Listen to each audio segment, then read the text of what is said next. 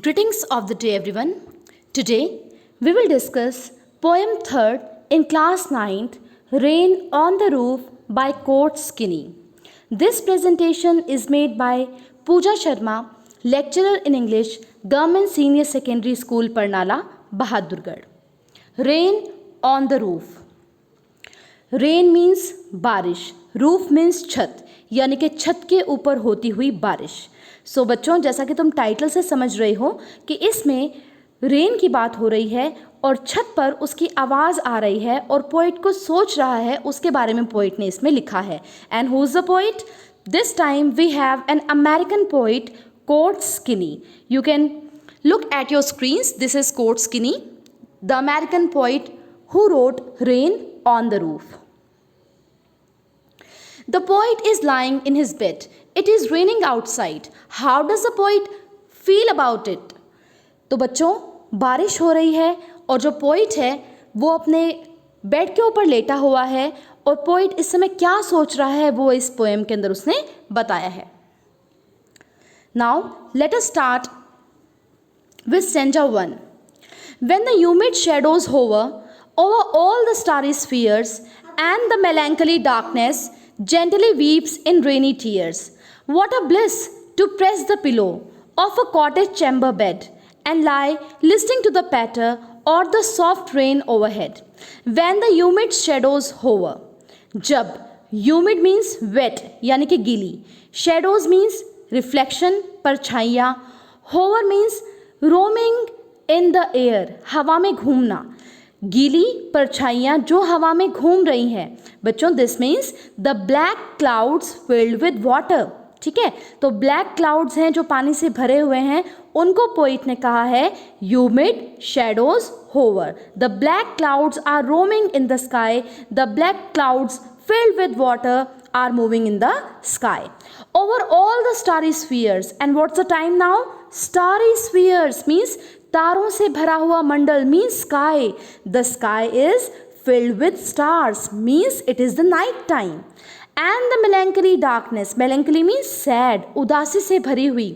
Darkness means अंधकार. The darkness that makes us sad.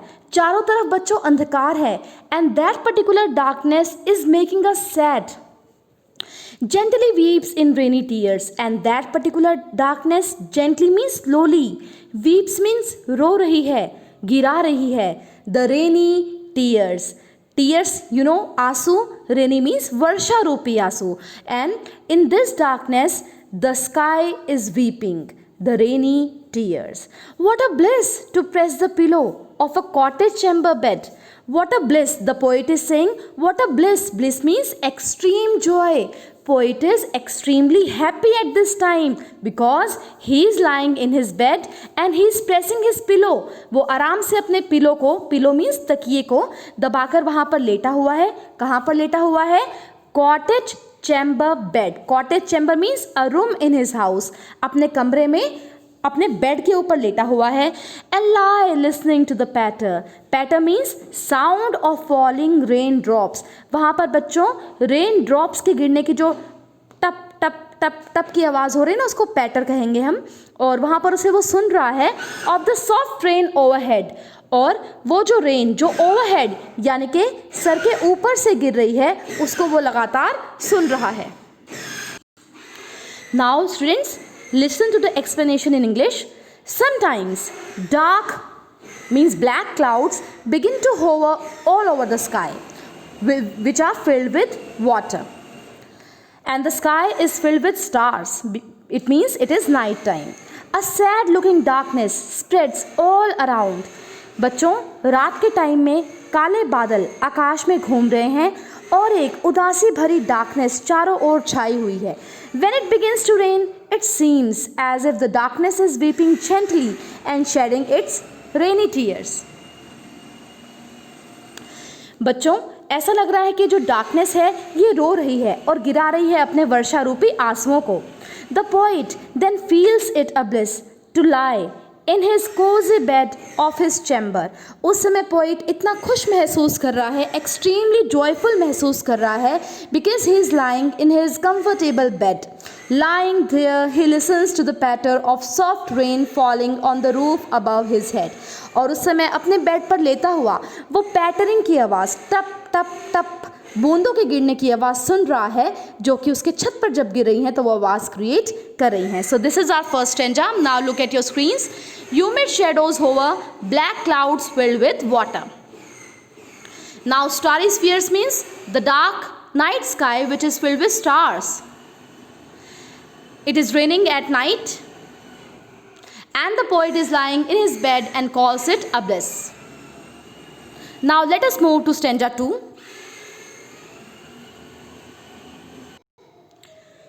Every tinkle on the shingles has an echo in the heart, and 1,000 dreamy fancies into busy being straught, and 1,000 recollections weave their air threads into woof. As I listen to the patter of the rain upon the roof. Every tinkle on the shingles. Tinkles means बच्चों the sound of the rain. जो ये टप टप टप की आवाज़ होती है ना, उसे हम tinkle कहेंगे। And shingles means लकड़ी की बनी आयताकार टाइलें। शिंगल को तुम कह सकते हो rectangular wooden tiles used on roof. मैं तुम्हें आगे दिखाऊंगी पिक्चर और उससे तुम्हें क्लियर हो जाएगा। तो बच्चों छत के ऊपर जो शिंगल्स बने हुए हैं उन पर बारिश की बूंदें गिर रही हैं और टप टप या टन टन की आवाज़ें आ रही हैं। And that particular tinkling sound creates an echo in the heart of the poet. और उसकी गूंज कवि के हृदय में सुनाई दे रही है। And 1,000 dreamy fancies in too busy being start. Busy being बच्चों जो हार्ट है या जो माइंड है हमारा हमेशा बिजी होता है, क्योंकि इसमें बहुत सारे थॉट्स होते हैं, बहुत सारे फीलिंग्स होते हैं। और उसके अंदर 1,000 ड्रीमी फैंसीज, 1,000 हज़ारों, ड्रीमी मीन्स सपनों से भरी हुई, फैंसीज मीन्स इमेजिनेशन। तो हमारे माइंड या हमारे हार्ट के अंदर there are so many dreamy fancies, there are so many dreams, so many imaginations and 1,000 recollections. और कहता है हज़ारों रिकलेक्शंस मीन्स मेमोरीज भी होती हैं। Weaved their air thread into woof, जो वीव करती हैं, बुनती हैं। एयर थ्रेड मीन्स हवाई धागे, इनटू वूफ मीन्स वूफ क्या होता है, धागों का बुना हुआ जाल। में भी पिक्चर दिखाऊंगी तो तुम्हें पता चल जाएगा क्या होता है। As I listen to the patter of the rain upon the roof, जैसे मैं उस पैटर की आवाज़ सुन रहा हूँ, sound of falling rain drops को सुन रहा हूँ, टप टप या टन टन को सुन रहा हूँ, तो ये सब मुझे सुनाई दे रहे हैं। Of the rain upon the roof, उस बारिश की जो कि मेरी छत पर हो रही है। So now explanation in English. The poet hears the tinkling sound of the raindrops falling on the shingles of his roof. जो poet है वो सुन रहा है टिंकलिंग साउंड, टन टन टन की आवाज़ जो कि बारिश की बूंदों की हैं, जो कि उसके घर पर जो लकड़ी की आयताकार टाइलें लगी हैं उसके ऊपर से आ रही हैं। He feels the echo of each tinkle in his heart, वो हर टिंकल की इको, गूंज को अपने हृदय में सुनता है, अपने हार्ट में सुनता है। Then numberless dreamy thoughts begin to come into his busy mind और हार्ट। तो फिर बच्चों बहुत सारे ड्रीमी थॉट्स, सपनों से भरे हुए विचार उसके दिमाग में, उसके हार्ट में आ जाते हैं, जो ऑलरेडी काफ़ी बिजी है। As he listens to the patter of the rain on the roof, numberless memories of the past begin to weave themselves in his mind. और जैसे ही बच्चों वो पैटरिंग की आवाज़ सुनता है, बारिश की बूंदों की आवाज़ सुनता है, उसके दिमाग में रिकलेक्शंस यानी कि मेमोरीज ताज़ा हो जाती हैं उसकी पास्ट की। वो जो मेमोरीज हैं वो बुनने लगती हैं अपने हवाई धागे उसके माइंड के अंदर। Now look at the pictures here so that you can understand it. Shingles, rectangular wooden tiles used on roofs. देखो बच्चों ये रेक्टेंगुलर यानी कि आयताकार लकड़ी की टाइलें हैं जो रूफ बनाने के लिए यूज़ होती हैं। बच्चों ये हिली एरियाज जो होते हैं वहाँ पर ज़्यादा यूज़ होती हैं। Weave their air threads into woof. बच्चों देखो thread means, air thread means हवाई धागे, वीव मीन्स बुनना, और वूफ ये जो तुम पिक्चर देख रहे हो ना ये वूफ की है। जब हम इनको बुन देते हैं, धागों के बुने हुए जाल को हम कहते हैं woof. Last stanza, now in memory comes my mother. बच्चों दिस इज़ वेरी इंपॉर्टेंट। तो उसको किसकी मेमोरी, किसकी याद आती है? His mother. As she used in years agone to regard the darling dreamers Ere she left them till the dawn. Oh, I feel her fond look on me as I listen to this refrain, which is played upon the shingles by the patter of the rain. Quote Skinny. Now in memory comes my mother. Now the poet is thinking about his mother. Question पूछा जाता है तो किसकी याद आती है उसे? तो poet is thinking about his mother. The memory comes of his mother. As she used in years agone. Agone means बीते हुए सालों में वो जैसा दिखाई देती थी, कवि को उसकी याद आ रही है. To regard. Regard means to look.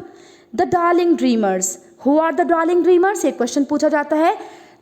The poet's mother's children are the darling dreamers, the dreaming children, जो बच्चों सो रहे हैं और सपने देख रहे हैं.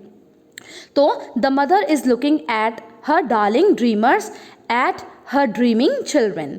Ere she left them till the dawn, जो वहाँ पर उनको सुबह होने तक छोड़ देती है, मीन्स बच्चों को वो सुला रही हैं बेड के ऊपर. Oh, I feel her fond look on me.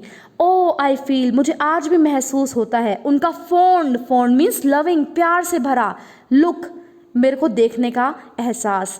As I listen to the refrain, जैसे कि मैं list means listen, मैं सुन रहा हूँ. Refrains means गीत की स्थाई को. Which is played upon the shingles, जो कि shingles के ऊपर बजाई जा रही है. Shingles अभी अपन ने सेकेंड स्टैंजा में पढ़ा था ना, क्या था? आयताकार टाइलें लकड़ी की बनी हुई. By the patter of the rain. Patter means टन टन की साउंड, या फिर तुम कह सकते हो sound of falling rain drops की. तो मैं जैसे ही इन रेन ड्रॉप्स की आवाज़ को सुन रहा हूँ शिंगल्स के ऊपर, मुझे याद आ रही है मेरी माँ की, जो अपने डार्लिंग ड्रीमर्स को, अपने ड्रीमिंग चिल्ड्रन को बहुत ही प्यार से सुलाती थी और मुझे फॉन्डली देखती थी, लविंगली देखती थी. Sometimes a poet has the memories of his mother. तो बच्चों, पोइट को याद आ रही है अपनी माँ की. He remembers how she used to be in the years that have gone. उसे याद आ रही है जैसे वो पास्ट में थी, अपनी माँ को वो याद कर रहा है. She used to look at her children very lovingly. वो बहुत प्यार से अपने बच्चों को देखती थी. She would leave them dreaming in their bed till the dawn. Dawn means morning. वो मॉर्निंग होने तक अपने बच्चों को बेड के अंदर सुला देती थी और सपने देखने के लिए छोड़ देती थी.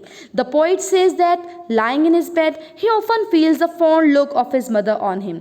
अब भी पोइट जब भी बेड के ऊपर लेटता है, उसे वो प्यार भरा लुक अपनी माँ का याद आता है, जैसे वो उसे देखा करती थी.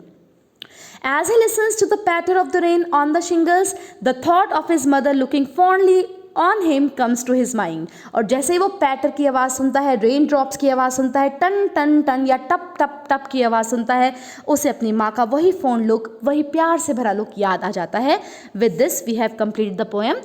Now look at the picture. The poet remembers his mother when he listens to the patter sound of the rain. बच्चों देखिए, ये जो हम कहेंगे ना डार्लिंग ड्रीमर्स या ड्रीमिंग चिल्ड्रन, उनके बारे में देखिए पिक्चर, कैसे वो माँ जो है बेड पे सुला देती थी बच्चों को और प्यार से फॉन्डली उन्हें देखती थी. बच्चों, 2 वर्ड्स बहुत ज़रूरी हैं तुम्हारे लिए, क्योंकि ना इंग्लिश में जब भी तुम आगे पढ़ोगे ना, 2 वर्ड्स हमेशा बार बार तुम्हारे पास आएंगे. तो आज ही तुम क्लियर कर लोगे ना, तो आगे क्लियर करने की ज़रूरत नहीं पड़ेगी. डॉन और डस्क. अभी अपनी पोएम में डॉन का यूज़ हुआ और उसका ऑपोजिट होता है डस्क. अब ये दोनों क्या होते हैं? डॉन, अगर मैं मोटा मोटा तुम्हें बताऊँ ना, dawn means morning, dusk means evening. ठीक है, सुबह को कहेंगे डॉन और शाम को कहेंगे डस्क. अब पढ़ लेते हैं इनके बारे में. Beginning of morning, Twilight, light appear, start of the day, a more peaceful time of the day. सुबह सुबह बच्चों, पर्टिकुलर इसकी हिंदी होती है गोधुली. ठीक है, गोधुली, जब सुबह सुबह गायें बाहर की ओर निकलती हैं और वो धूल उड़ाती हुई जाती हैं, तो उस पर्टिकुलर टाइम को कहते हैं dawn. Beginning of the morning तुम कह सकते हो. और डस्क बच्चों, एंड ऑफ इवनिंग ट्वाइलाइट, शाम के समय जब अंधेरा सा होता है, ठीक है, सूरज ढल रहा होता है और चांद उदय होने को होता है, उस समय को हम कहेंगे डस्क. लाइट डिसअपियर्स, उस समय लाइट चली जाती है. एंड ऑफ द डे, वो था बच्चों स्टार्ट ऑफ द डे, ये हो गया end of the day. A busy time of the day, और इस समय हम सब बहुत बिजी होते हैं. तो मॉर्निंग और इवनिंग करके तुम इजिली याद कर सकते हो. Dawn means morning, dusk means evening. So with this we have completed the detailed explanation of Rain on the Roof by Court Skinny. Hope you have understood the poem and hope you have liked the video. सच में पसंद आया हो बच्चों तो like का button ज़रूर दबाएं, अपने फ्रेंड्स के साथ शेयर करें and do subscribe the channel. Thank you so much for watching. We'll meet in the next video. Take care.